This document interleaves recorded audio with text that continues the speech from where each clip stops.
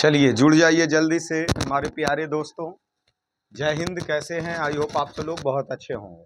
तो यहाँ देखिए हम सब एएलपी टेक्नीशियन का जो प्रीवियस ईयर का क्वेश्चन लिए थे वही क्वेश्चन को आगे बढ़ा रहे हैं और यह सेट हम 30वां तक पहुँच चुके हैं। इससे पहले हमने 29 सेट कंप्लीट कर चुके हैं, जिसमें लगभग 22 या 23 सेट से हम सब प्रीवियस साल का क्वेश्चन लेना शुरू किए थे। आप सब लोग देख लीजिएगा। साथ में शाम में जो ग्रुपिंग डिस्कस चल रही है, ये कल एक ग्रुपिंग डिस्कस हुआ था और आज से एकदम ताबड़तोड़ लगभग 1-1.5 घंटे चलेंगे। तो 6:10 तक आप सब लोग अवश्य जुड़ जाइए उस ग्रुपिंग डिस्कस से, क्योंकि ग्रुपिंग डिस्कस में क्वेश्चन का बौछार होगा और वह आपके बिहार पुलिस हो, एएलपी हो या बीएसएससी हो, सभी एग्जाम के लिए इम्पॉर्टेंट बनेंगे। ठीक है, तो उससे आप अवश्य जुड़िए। चलिए यहाँ हम सब देख लेते हैं 13 अगस्त फर्स्ट शिफ्ट जो 2018 में एग्जाम पड़ा था उसी के प्रीवियस साल का क्वेश्चन लिया गया, क्योंकि हम सब 50 हमने बोला है 50 सेट, 50 तक अभी 20 सेट और लेना है प्रीवियस साल का, तब पता चल जाएगा। निम्नलिखित में कौन सी धातु सबसे अधिक अभिक्रियाशील है? जो दिया कैल्शियम, एल्युमिनियम, पीबी, लेड या निकेल। तो कैल्शियम इस ऑप्शन के हिसाब से कैल्शियम है जो सबसे अधिक अभिक्रियाशील है। अगर पूरे पीरियोडिक टेबल में बात किया जाए तो सीजियम हम सब लेंगे, सीजियम जो सबसे ज्यादा अभिक्रियाशील होता है। चलिए आगे पहुंच जाते हैं अगले प्रश्न पे। देखिए पौधे ... किस हार्मोन संचार के कारण प्रकाश की ओर झुक जाता है? अर्थात पौधे में ऐसा कौन सा हार्मोन है जो वह प्रकाश की ओर झुक जाता है? तो इसमें ऑक्सिन हार्मोन के कारण वह प्रकाश की ओर झुक जाता है। ऑप्शन 3 हमारा सही हो जाएगा। एकदम फटाक से कर लेना आंसर।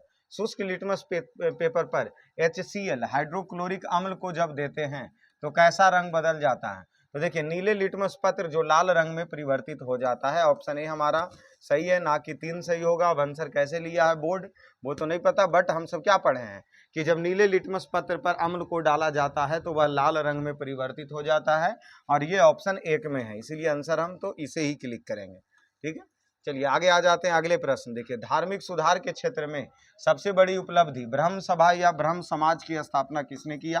तो राजा राम मोहन राय के द्वारा ब्रह्म समाज की स्थापना किया गया था। एकदम इंपॉर्टेंट पर एक हिस्ट्री का प्रश्न डेली ले रहा, ये तो देख लीजिए, हर में दे देता है। विद्युत प्रवाह के मापने के लिए कौन से यंत्र का प्रयोग करते हैं? एमीटर। विद्युत प्रवाह को मापा जाता है एमीटर के द्वारा। अगले प्रश्न आते हैं। अगला प्रश्न देखिए क्या कर रहा है। 4 तत्व की परमाणु जो फ्लोरीन है 9, फास्फोरस है 15 और क्लोरीन है 17 और आर्गन है 18। अब इसमें से क्या कहा जा रहा है कि 2 तत्व का गुण समान है? तो फ्लोरीन क्लोरीन, क्योंकि यह वर्ग 17 के हैं, वर्ग 17 के हैं जो हाइलोजन तत्व के समूह हैं। कौन कौन? फ्लोरीन, क्लोरीन, ब्रोमीन, आयोडीन, ये सभी जो होते हैं उसका वर्ग 17 के पीरियोडिक टेबल आप देख लीजिए तो वर्ग 17। तो इसमें फ्लोरीन क्लोरीन है जो एक हाइलोजन तत्व समूह है, इसलिए इसका रासायनिक गुण भी समान होगा। और सबसे ज्यादा विद्युत ऋणात्मकता किसमें होती है? तो वह फ्लोरीन में होती है। ये भी क्वेश्चन हमने पिछले सेट में किया था। चलिए आगे बढ़ते हैं अगले प्रश्न की ओर। अगला प्रश्न देख लीजिए क्या कर रहा है। निम्न में कौन धातु सबसे अधिक आघात वर्धनीय है? तो चांदी, एल्युमिनियम, जिंक या सोडियम। तो देखिए हम जहां तक पढ़े हैं उसमें तो चांदी सबसे ज्यादा आघात वर्धनीय जो धातु है वह चांदी है, लेकिन आंसर सोडियम लिया, इसको भी हम गलत बोलेंगे और हम आंसर याद रखेंगे चांदी। और सबसे ज्यादा तन्य धातु मतलब खींच खाच के सबसे ज्यादा लंबा करने वाले धातु तो पढ़े हैं सोना, इसलिए इधर सोना होगा और सबसे ज्यादा आघात वर्धनीय धातु चांदी होगा। चलिए आगे आ जाते हैं अगले प्रश्न पे। क्या करा? निम्नलिखित जानवरों में कौन सरीसृप वर्ग से संबंध नहीं है? मतलब जो सरीसृप से नहीं है, जैसे कछुआ। तो देखिए जो हल्का मतलब रेंग करके चले, सरीसृप वर्ग वैसी है। मगरमच्छ एकदम रेंग के चलता, सांप रेंग, लेकिन मेढक है जो उछल चलता है, तो ये सरीसृप के अंतर्गत नहीं है। तो मेढक है जो सरीसृप के अंतर्गत नहीं है। अगले प्रश्न देख लीजिए क्या करा। कौन सी अभिनेत्री अपनी पहली फिल्म अनुराग करिकिन बेल्लम में सर्वश्रेष्ठ अभिनेत्री में केरल राज्य की फिल्म को पुरस्कार जीता था? तो राजेश विजय। ये तो 2017 के ही प्रश्न है। करंट अफेयर का एक प्रश्न फिर से आ गया, लेकिन हम बोले थे कि करंट अफेयर के प्रश्न को छोड़ देंगे, एक आध प्रश्न गलती से आ जाता है। ठीक है, तो करंट अफेयर के प्रश्न को छोड़ देंगे, सिर्फ साइंस के प्रश्न को हम सब हैंडल करना। चलिए आगे पढ़ते हैं अगले प्रश्न पे। क्या करा? जब एक बंदूक से गोली चलाई जाती है तो बंदूक पीछे की ओर ढकेलता है। यह उदाहरण न्यूटन के कौन से नियम में दर्शाता है? तो न्यूटन के तृतीय गति के नियम। प्रत्येक क्रिया के बराबर विपरीत प्रतिक्रिया, ये न्यूटन के तीसरे गति के नियम। जब हम ऐसे बंदूक चलाएं तो बंदूक जो चलाएं तो गोली पर जब अटैक किए तो गोली आगे जाने से पहले वह पीछे झटका दिया और पीछे झटका देने के बाद वह आगे गया। तो जैसे ही वो पीछे झटका देता है ना तो बंदूक भी पीछे झटका देता है। इसीलिए जो बड़ा वाला राइफल होता है वो यहाँ कंधे पर रख करके चलाया जाता है। रीजन ये है कि अगर वो झटका भी देगा ना तो कंधा उसके वजन को थम लेगा। या जो छोटे वाले रिवॉल्वर आते हैं अगर उसको भी इस तरीके से आप अगर ही करते हैं तो उसका कभी भी फेस पर लेकर के नहीं चलाया जाता, क्योंकि अगर फेस के सामने रख के अगर आप चला रहे हैं तो वो अगर जहां पीछे प्रतिक्रिया किया तो आपके चेहरे पर आकर के लगेगा। इसीलिए उसको पीछे तिरछा पकड़ा जाता है कि अगर झटका भी देगा तो हाथ हमेशा पीछे जाएगा। ठीक है, तो वह न्यूटन के तृतीय गति के नियम के कारण होता है। और पहला नियम तो जानते हैं, जड़त्व के नियम को परिभाषित करता है, जो कि पिछले वीडियो में इसका काफी हम चर्च किए थे। न्यूटन गति का तीसरे नियम के कारण रॉकेट का उड़ना न्यूटन के तीसरे गति के नियम के कारण। ठीक है, प्रत्येक क्रिया विपरीत प्रतिक्रिया के बराबर होती है। जैसे हम जमीन से पैर से जमीन पे चलते हैं तो वहां भी न्यूटन के तृतीय नियम लागू होता है। क्यों? क्योंकि जैसे ही हमारा पैर जमीन पर बल लगाता तो जमीन भी हमारे पैर पे बल लगाती है और इसलिए हम आगे की ओर बढ़ते हैं। ठीक है, और रॉकेट का उड़ना न्यूटन के तीसरे गति का नियम। और यहाँ बंदूक का झटका देना न्यूटन के तीसरे गति का नियम। पानी वाले जो नाव खेवते हैं तो जैसे ही हमने पानी पर बल लगाया तो पानी भी हम पर बल लगाया, तो हम पानी पर बल लगाए तो पानी पीछे गया, अब पानी जब हमारा ऊपर बल लगाया तो नाव के ऊपर, तो नाव आगे बढ़ गया। तो ये न्यूटन के तीसरे गति के नियम से है। ठीक है, चलिए आगे चलते हैं अगले प्रश्न की ओर। अगला प्रश्न देख लीजिए क्या कह रहा, युग्मक संलयन को किसके रूप में परिभाषित किया जाता है। तो युग्मक संलयन को अंडे के साथ शुक्राणु में एक संलयन होता है, इसी को हम सब क्या कहते हैं, युग्मक संलयन। शायद इंग्लिश वर्ड अगर ज्यादा अच्छा होता तो चलिए ठीक है, बट नहीं है। अंडे, जैसे मादा में अंडाणु होता है और पुरुष से शुक्राणु जो निकलते हैं उसी को तो हम सब युग्मक कहते हैं, युग्मक कहते हैं। तो युग्मक तो अंडाणु और शुक्राणु का मिलना, संलयन होना ही युग्मक संलयन कहलाता है। ठीक है, क्या हो गया, मादा में क्या होते हैं, अंडाणु होते हैं और पुरुष से जब शुक्राणु निकल करके वो दोनों जब मिलते हैं संलयन होते हैं, उसी को युग्मक संलयन कहते हैं। तो ऑप्शन ए हमारा सही हो जाएगा। चलिए आगे चलते हैं अगले प्रश्न पर। निम्नलिखित में कौन उचित अनुक्रम में व्यवस्थित करें। अब मतलब अच्छे से व्यवस्थित करना है। और ऑप्शन ए दिया उत्परिवर्तन, जनन, विंगलन, प्राकृतिक चयन या विकास। तो इसका सही answer A B C D होगा। मतलब कोई भी किसी भी चीज का पहले उत्परिवर्तन होता है, फिर जन्नात्मक विगलन होता है, फिर प्राकृतिक चयन होता है और उसके बाद विकास होता है। तो सीरियल नंबर से ही सही है, इसलिए ऑप्शन ए हमारा सही था। चलिए आगे आते हैं अगले प्रश्न। देखिए कैसे पूछा, कॉपर सल्फेट का जलीय विलयन CuSO4, कॉपर सल्फेट का जलीय विलयन क्या हमें देता है। तो कॉपर सल्फेट है जो वह नीले लिटमस को लाल कर देता है। क्यों? क्योंकि ये भी एक प्रकार का अम्ल है, CuSO4। तो अम्ल है जो नीले लिटमस पत्र को लाल में परिवर्तित कर देगा। जो पिछले प्रश्न हमने HCl वाला था, वो जो गलती आंसर किए थे वो आंसर सही है। और यहाँ भी देखिए वही चीज कह रहा कि ये कॉपर सल्फेट एक अम्ल हो गया। जब इसको जलीय विलयन को लिटमस पत्र पर डाला जाता है तो नीले लिटमस पत्र को लाल में परिवर्तित कर देता है। ये हमारे सही है।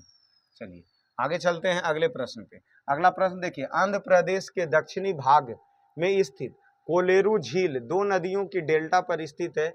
यह दो नदी कौन कौन है। तो गोदावरी और Krishna.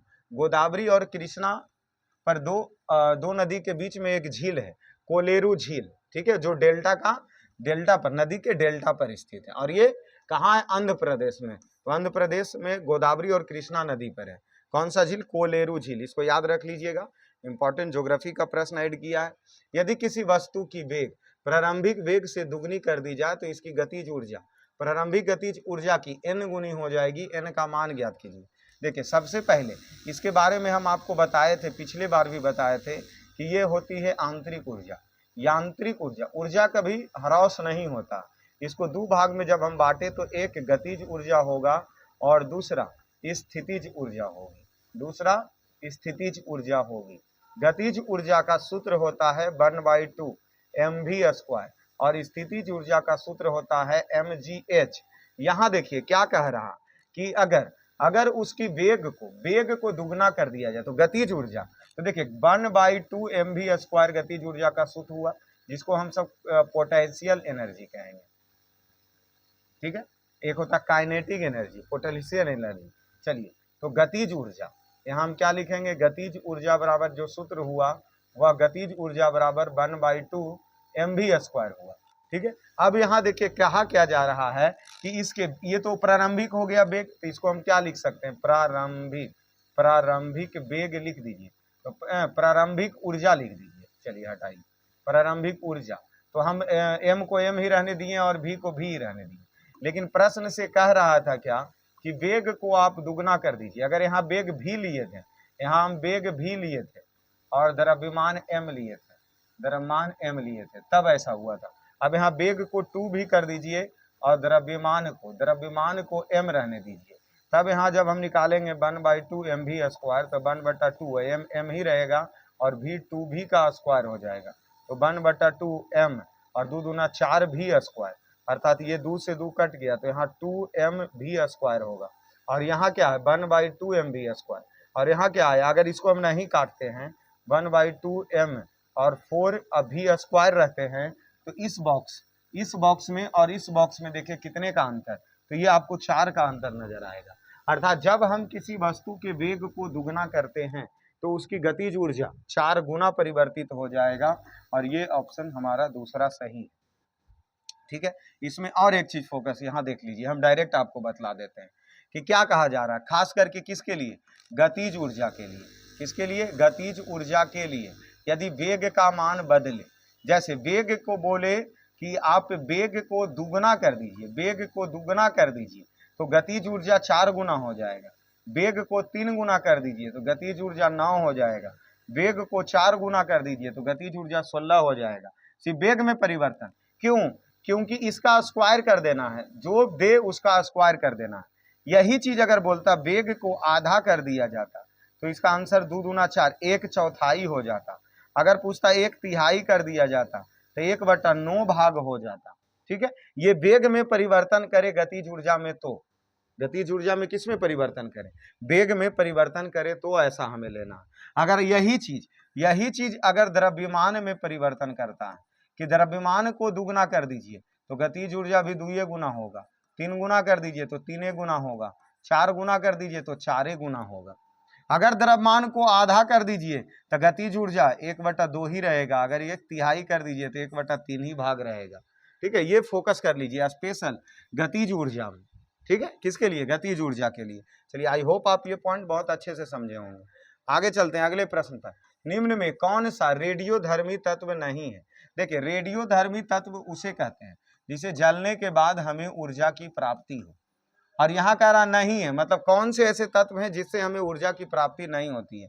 Plutonium, thorium, titanium, uranium. देखिए, यूरेनियम तो परमाणु बम में प्रयोग किया जाता है, थोरियम, प्लूटोनियम सभी ऊर्जा देगा, लेकिन टाइटेनियम हमें ऊर्जा नहीं देगा, इसीलिए यह रेडियोधर्मी तत्व नहीं है। ऑप्शन 3 हमारा सही हो गया। चलिए आगे चलते हैं अगले प्रश्न पर। निम्नलिखित में कौन सा कथन गलत है।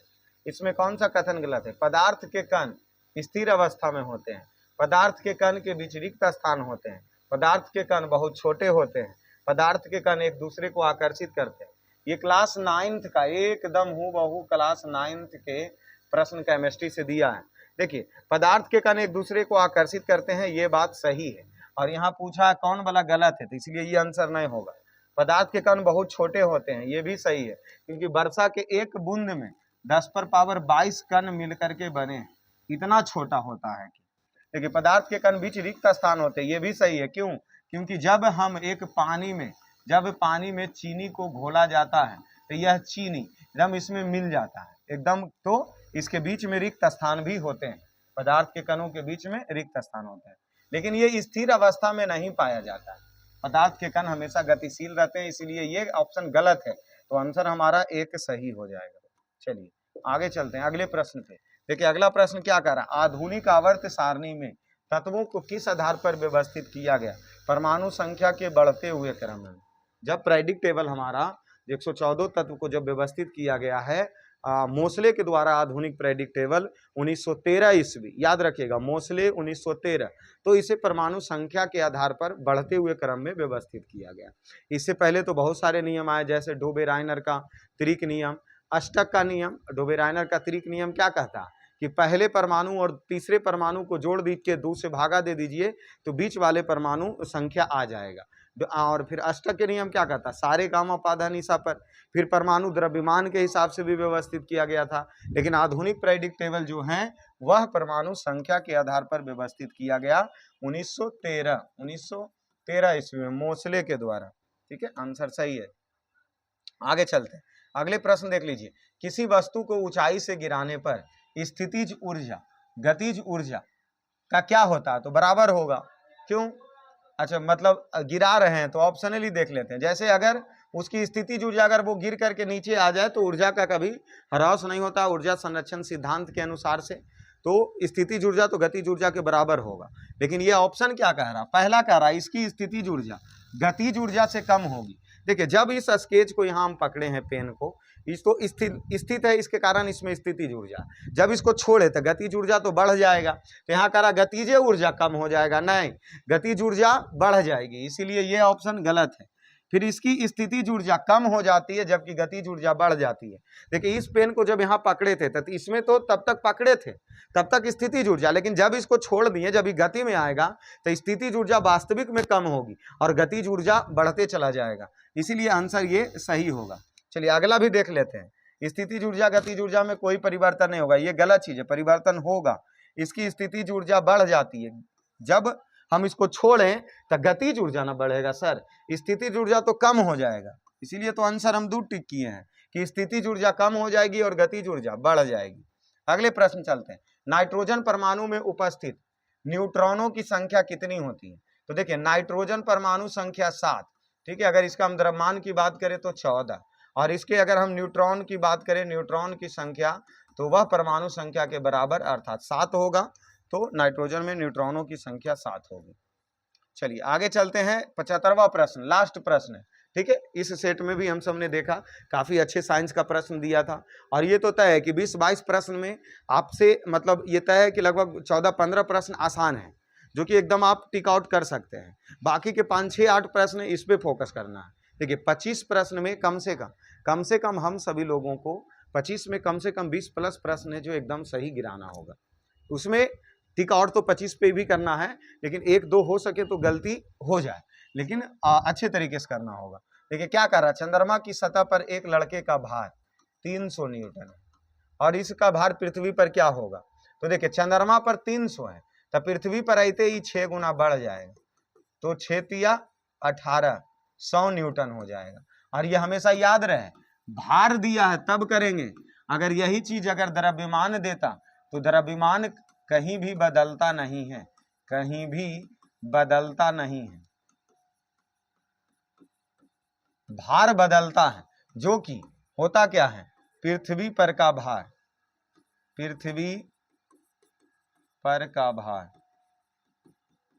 चंद्रमा पर को 6 गुना करना होगा, तब जाकर के ये बराबर होगा। ठीक है, अब यहाँ कह रहा कि चंद्रमा पर 300 न्यूटन है, तो पृथ्वी पर इसको 6 गुना कर दिए, 6 तिया 18 न्यूटन। अगर यही चीज देता, यही प्रश्न को घुमा देता कि पृथ्वी पर ही है, पृथ्वी पर ही है 300 न्यूटन, तो चंद्रमा पर कितना होगा। तो चंद्रमा पर के लिए इसको 300 न्यूटन को 1/6 करना होता, 6×5 = 30, अर्थात ये 50 न्यूटन हो जाता। लेकिन प्रश्न तो इसमें दिया क्या है कि चंद्रमा पर ही है 300 न्यूटन, तो पृथ्वी पर कितना होगा, तो पृथ्वी पर 300 गुना 6, अर्थात 6 तिया 1800 न्यूटन।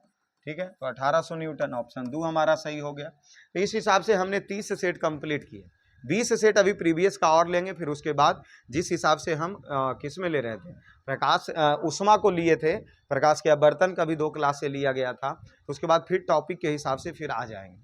और हमने आपसे पहले ही वादा किया है कि अगर व्यूवर, अगर हमारे चैनल पे व्यू अगर एलपी टेक्नीशियन वाले में 500 प्लस व्यू जाते हैं, 500 प्लस व्यू अगर जाते हैं, तो एएलपी का फुल सेट भी लाए जाने का प्रयास किया जाएगा हमारे द्वारा। और साथ में इसमें ग्रुपिंग के साथ में वो बैच ली जाएगी।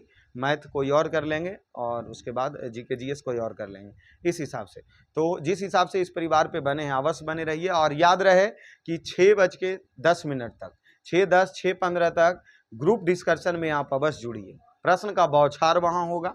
ठीक है, तो चलिए बाकी इस क्लास में इतना ही, फिर मिलेंगे 31वां सेट के साथ। तो इसी प्रकार आप सभी लोग बने रहिए एक छोटे से परिवार।